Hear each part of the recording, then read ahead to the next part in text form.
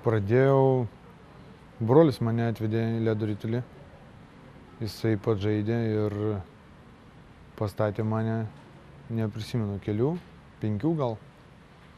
O po to jo treneris, kuris jį treniravo, Sidaravičius, jisai rinko komandą mano metų kaip tik ir taip ir pradėjau čiuožti pas Sidaravičių ir tai prasidėjo. 2001 metais čia buvo į Rusiją išvažiavom, čia į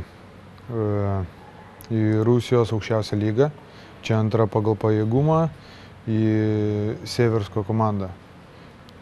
Tai 3 išvažiavom, Darius Lelėnas, Darius Pliskauskas buvo ir aš. Tai vat ir taip patgi padėjo Rimantas Sidaravičius. Labai, aš manyčiau, kad tai ir prasidėjo, kaip pasakyt, žinau, ne tai, kad sakyčiau, bet iš tikrųjų ir prasidėjo nuo to mano ta karjera. Užsieninė, kaip sakant, legionieriaus ir po to taip klubas po klubu. 12 metų, kaip čia pasakiau, žinai, daug yra pusių. Skani, neskani, vienas dalykas, kai esi jaunas ir važiuoji, kai nėra šeimos, tai yra vienas dalykas, kai, kaip sakant, kad ir jeigu ir ar draugės yra ar kažkas, bet, ne šeima, tai yra visai kas kita, todėl kad,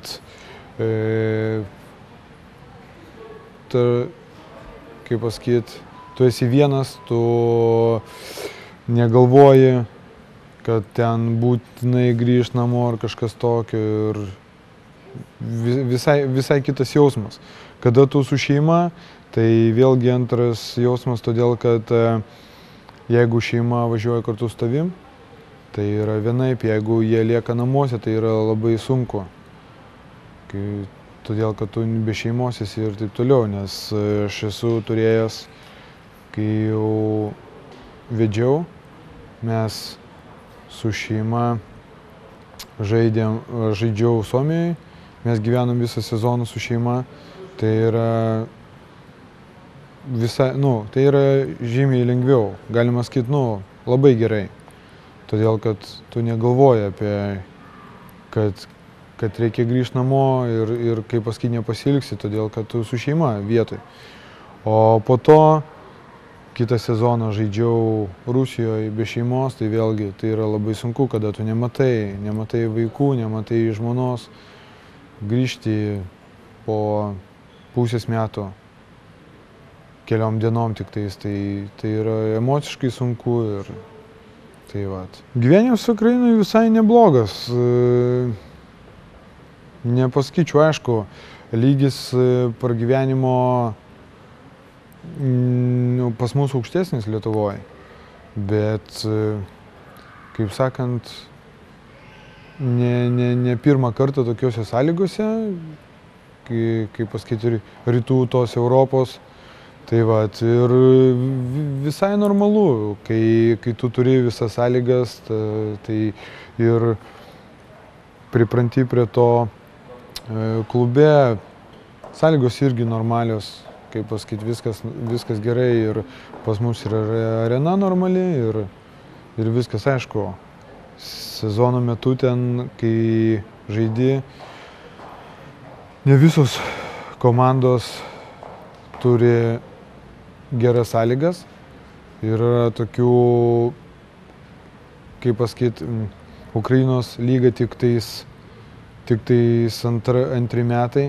Yra tokių čiuožyklų, kur labai šaltos, labai tokios nepatogios, kaip sakant, ir nesinori net važiuoti tenais, nes tam pačiam Kijeve yra viena čiuožykla, kur žaidžia Kompanion komanda, ten žiemą pačioj čiuožyklai būna -12, -15, tai ten išeini apsimuturiavęs, kiek gali nuo galvos iki kojų, visokiais ten rūbais, kad tik tais nesušaltum, žinai. Tai toks ir ledo ritulys, bet tai mūsų komandai čia ir jie žaidžia ta komanda tokiom sąlygom žaidžia ir mes, ir kiti.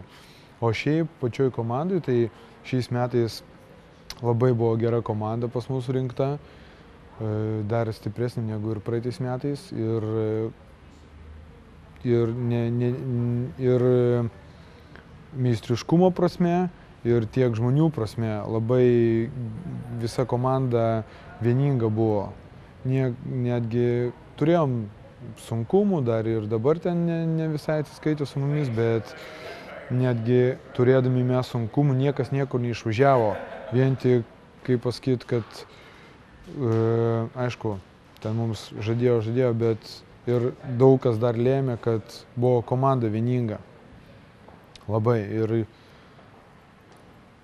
tai va, to viskas gerai.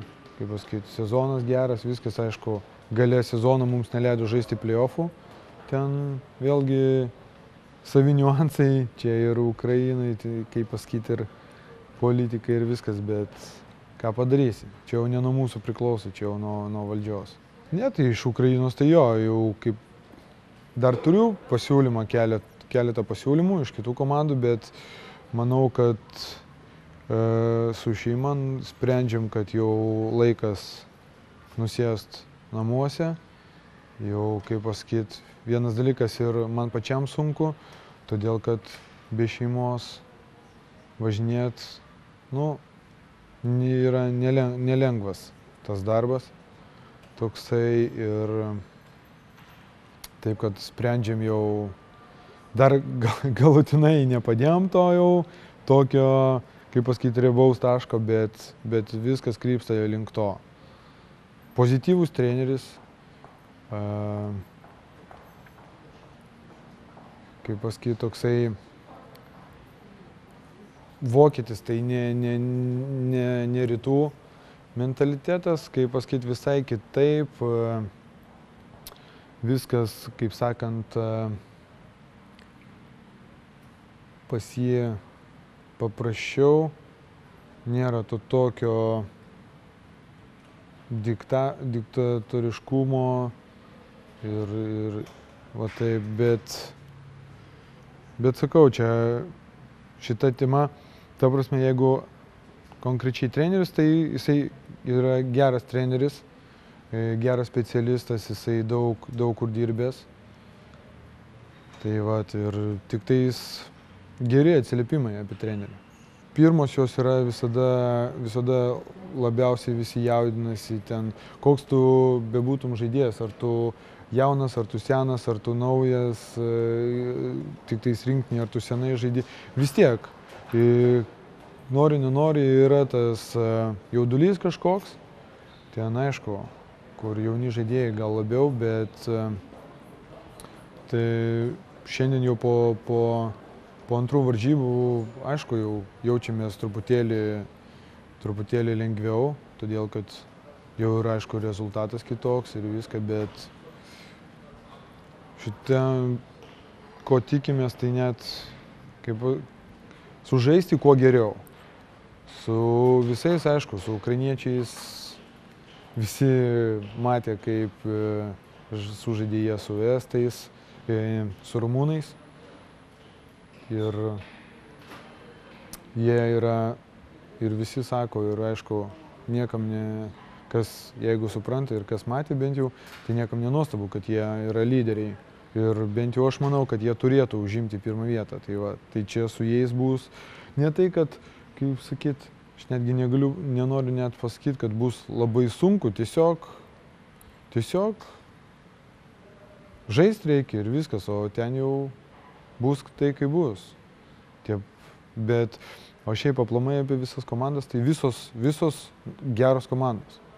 Tai nėra čempionate tokių komandų, kad būtų lengva laimėti. Visos komandos ir tie patys rumūnai, tie patys estai, tai geros komandos yra. Tiesiog, kaip ir žaidžiant su visom komandom, mums visada truputėlį trūksta tos disciplinos, gal labiau to susikoncentravimo, nes labai daug minučių O jau kaip taisyklė, mažumoje žaidžiant, tu nelaimėsi. Pastovi mažumoje, mes turim, kaip pasakyti, susikoncentruoti tą, kad žaisti lygiuose sąstatuose. Kodėl mes turim prasižengti? Jeigu jie prasižengia ir mes žaisim daugumoje, ir tada bus daugiau galimybių.